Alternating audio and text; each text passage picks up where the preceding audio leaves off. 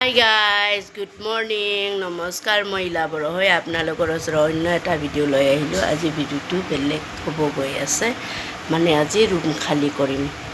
Room খালী কৰাৰ কাৰণে পূৰা পেকিং চলি আছে। এইবিলাক পূৰা টপলা বান্ধি লৈছোঁ। চব খুলি দিছোঁ, একপিনৰ পৰা খুলি কিনে ৰাতি বিছনা চাদৰবিলাক পৰ্দা বনাই লৈছোঁ।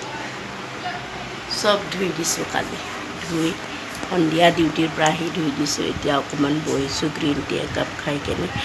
এতিয়া গডৰেজটো খুলিম আৰু কাপোৰকেইটা টপলাই বান্ধি আছোঁ। মানে আজিৰ পৰা আৰু নতুন ৰুমত যাম।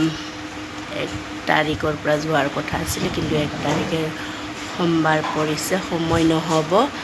তাৰ কাৰণে এতিয়া আজি 31, আজি 31 তাৰিখত আমি ওলাই আছোঁ।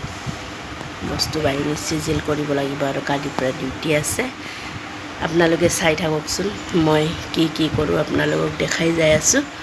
মোৰ ভিডিঅ'টো ভাল লাগিলে লাইক কৰিব, কমেণ্ট কৰিব, শ্বেয়াৰ কৰিব। Bye bye.